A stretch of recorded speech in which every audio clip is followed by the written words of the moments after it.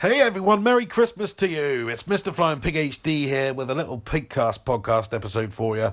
It's been a little while, hope you've been good. I've still been pretty ill recently, feeling a little bit better, but certainly still congested and feel really weak, man. But I hope you're having a good festive period and are feeling very merry. I'm going to try and enjoy it tomorrow, but like I say, still not feeling 100%.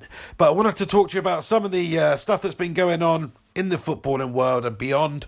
There's been a couple of interesting news stories coming out the last couple of days. Of course, Manchester United have got Sunderland on Boxing Day, a game that I'm confident we're going to win. Coming up against that ginger goblin David Moyes. He returns. The goblin returns. He's gotten out of his cave and he's going to come and play Manchester United. I'm not too worried about it. This is David Moyes we're talking about. We're going to batter Sunderland. They've been poor. They've actually been on a bit of an upturn recently. Fair play to him. He's making a fist of it. The reason I'm talking about Moyes again is because he's been giving a couple of sly little digs at United last couple of days to the media. And he said that while he was at Manchester United, he tried to sign a few world-class marquee signings. Didn't happen. He was talking about Toni Kroos. He said he had personal terms agreed with Toni Kroos, and Toni Kroos at the last minute decided to go to Real Madrid. Well, yeah, that's because nobody wants to play for you, David, pal. You know, if that was Sir Alex, do you really think Toni Kroos is going to Real Madrid last minute? I don't think so. He also tried to sign Gareth Bale. He said his wages were going to be more than what he actually received at Real Madrid there. So he offered him higher wages, and he still didn't want to come to Manchester United. Yeah, that's because of you, David. You know, surely that's because of you. Maybe with Bale, he just didn't want to stay in the Premier League, being a Spurs man, and had his sights set on Real. But still, I think a key factor in that is the fact that you're going to be playing under David Moyes. You know, not good. And also, Cristiano Ronaldo apparently was another player that he tried to sign. Dream on, David.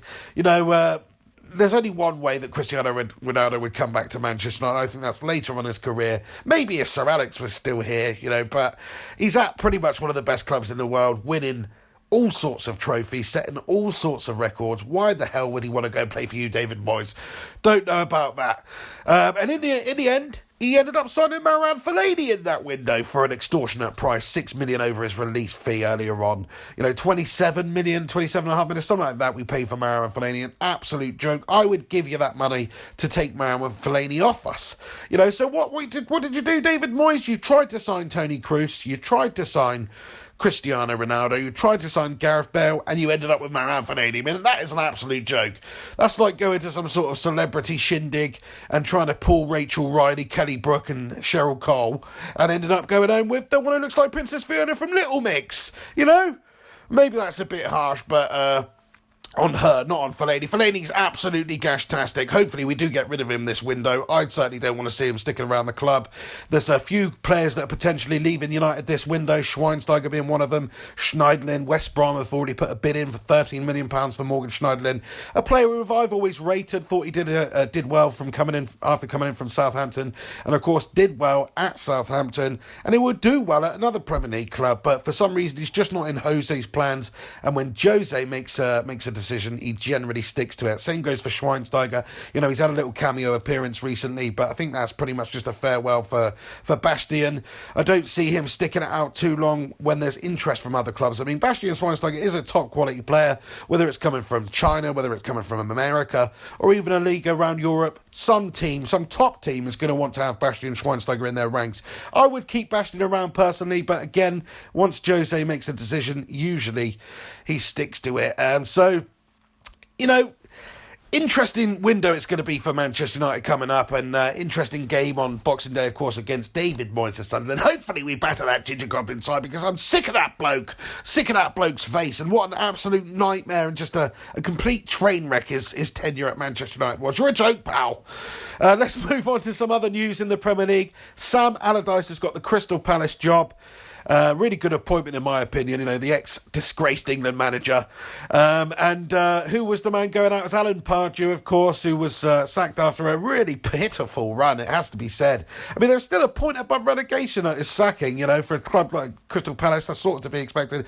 But saying that, I think they lost 8 out of their previous 10 league games before he was sacked. And also, they have the worst record in terms of points in the whole footballing league for 2016.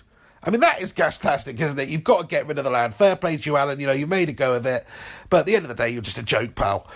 So got rid of Alan Pardew and brought Sam Allardyce in. I expect Sam Allardyce to stabilise them defensively, get them real dangerous set pieces. And, you know, he is a very good manager. He will stabilise them and he will probably keep them up quite easily. You know, I wouldn't be surprised to see Crystal Palace really push on from here and finish, you know, 12th, 13th, something safe like that. This is Sam Allardyce we're talking about. He's got a fantastic record at keeping clubs up.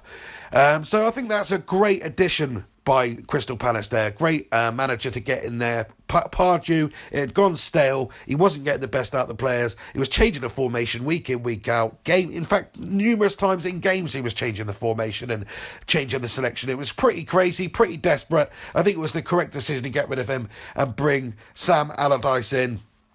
Plus, it leaves, you know, Pardew to go and shag his players' misses while they're playing away on Boxing Day, you know, because we all know he likes to do that. Another big story recently in the Premier League is that Chelsea's Oscar, has signed for Shanghai something or other in China for £60 million. £60 million for Oscar.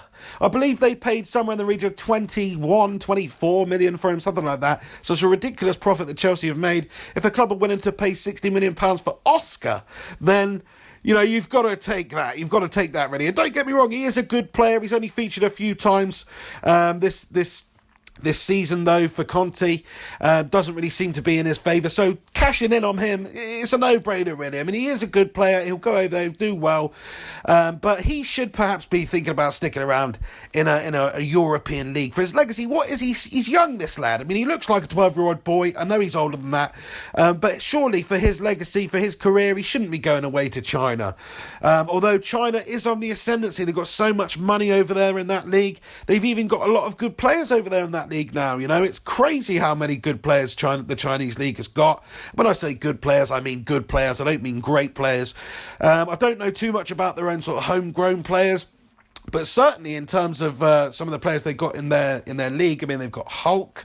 Hulk's a fantastic player, a match winner, probably the best player in the Chinese league. They've got Paulinho, used to play for Spurs. They've got Jackson Martinez in there.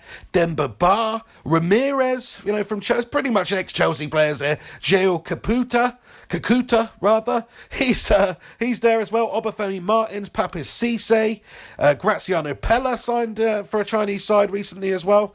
You know, another player who should, in my opinion, be sticking around in Europe. But still, the money over there is insane. I mean, there's talk of Oscar being paid £400,000 a week, man. I mean, for Oscar, that's insane.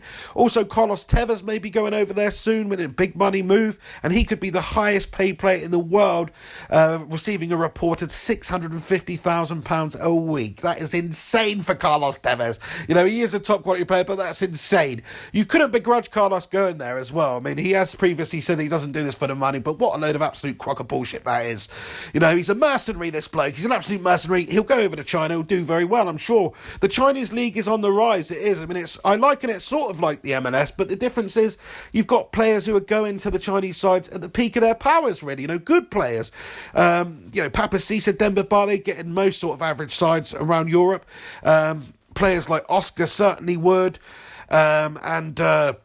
Who else did I mention? Yeah, Paulinho just come from Spurs, Jackson Martinez, Hulk. These are players that get in the most sides around Europe. So it's a strange one for these players to be going over there, but they're going over there for the big mighty buck. That's what they're going over there for, to earn money. And that is why the Chinese league, you've got to take them seriously. You know, one day they could be a powerhouse in world football. Well, certainly not at the moment, but if they're willing to just spend and bring these top quality talents over there, then why the hell not? You know, it's not like MLS where they just get players at the end of their career. They were talking about players in the peak of their power here, so I find it quite unbelievable. They've also got good managers over there because there's a lot of money in the game.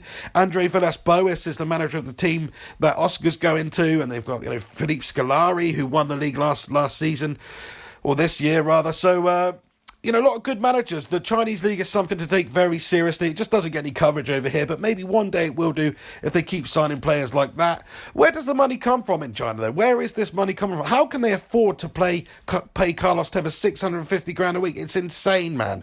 It's absolutely insane. I mean, Shanghai, the team that Oscar's going to, they're fueled by Shanghai International Port, who run the port of Shanghai, so they make a shitload, a ridiculous amount of money, of course, and it's amongst the top 50 companies in the Shanghai Stock Exchange, so pretty big damn company here. And also, guess what? The Shanghai government owns about 61% of the freaking company, so it's almost like a Barcelona thing here, where they're being funded by the freaking government, man. So that's how they can afford it, but a lot of the other teams are spending big as well. It's an insane league, and teams over here just can't compete with that, really. Even the Uniteds, even the Chelseas, even the Cities, none of them are going to want to play any one single player £650,000 a week. Not on your life. So if any of these teams come knocking and the player wants to go for the money, there's not much the team can do about it over here, quite frankly, because that is just ridiculous money. And I don't want the English teams to compete with that, because the game's just gone insane, man. It's ridiculous, man. But there we have it. So the Chinese league, oh my days, is filling up with talent. Keep your eyes peeled for them. That pretty much does it for my football chat today. I mean, there's a little bit of news in sort of MMA. If anybody's interested in that. If not, then see you later on. I'll see you next time. But Chris Cyborg has tested positive, apparently, for some sort of metabolite, and faces a year's ban. Not a surprise, really, is it? She's popped for roids before, and also she sort of looks like she's eaten Wanderlei Silva. Fair play to her. She's an absolute beast, but it's clearly clear that she's on something. You don't get that beastly and that musty and that muscular if you're a lady. I'm sorry, she's a freaking beast. And I mean that with all due respect. Also, Conor McGregor has posted another picture of him facing off against Floyd Mayweather. Really want to see this happen. Don't think it will happen. It would be a great spectacle. It would break all records. Probably be the most bought pay-per-view for a very long time, if not of all time, just because it's the two different worlds of boxing and mixed martial arts coming together, the two biggest stars. And even if it is a boxing match and Conor gets boxed around for 10 rounds or 12 rounds, then it would still be an excellent feather in his cap to have fought Floyd Mayweather Jr. And there's a small chance that he could come out of it with his head held high if he takes Floyd Mayweather to points, which could happen.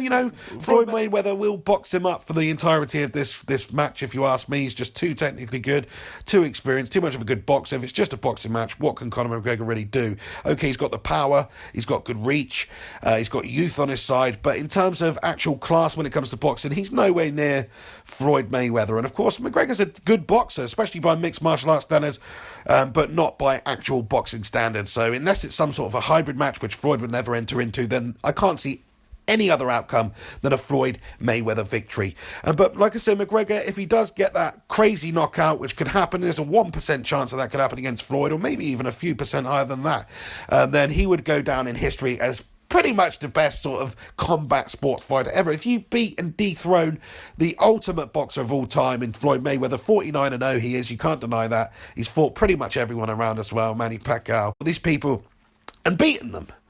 If he does that, then you can't really begrudge McGregor as being one of the greats, but is that going to happen? I very much freaking doubt it. He's on a hiatus at the moment, it seems. 10 months off. Is he going to be coming back sooner than that? There's some talk of that, maybe a fight in March, but I don't see it happening. Anyway, let me know what you guys think about any of the topics discussed in this video. Having talked for this period of time, my voice is now getting seriously hoarse, and I'm still ill, so apologies for that. I'm pretty much going to end it here, but I hope you've enjoyed some of the topics I've discussed today. Let me know what you guys think about Sam Allardyce taking over Alan Pardew's job at Crystal Palace. Let me know what you think about that ginger goblin David Moyes. He's coming to Old Trafford Monday on Boxing Day, and also some of the stuff he's been saying in the press. Get your comments in, and let me know what you think about how mad the footballing world is, that Oscar is gone to China for £60 million. It's freaking insane. Get your comments in. This is Mr. Flying PIGCAST. Thanks very much for listening. Chuck a like on this video. Subscribe to my YouTube channel if you're not subscribed. And also check out the podcast in the iTunes or on the podcast app on your phone, and subscribe. It's called Mr. Flying PIGCAST's PIGCAST podcast, and you can also check it out on soundcloud.com/Mr. Flying PIGCAST I can't even speak properly at the moment, lads. I tell you, I'm proper buckling hard. I'm going to go sort myself out, maybe have a hot bath, wrap a hot towel around my head, and just sort of wallow in self-pity for the rest of the day. So thanks very much for listening. Have yourself a good one. Take it easy. This is a big oink oink. Merry Christmas. I'll see you Monday for the Sunderland game. Take it easy.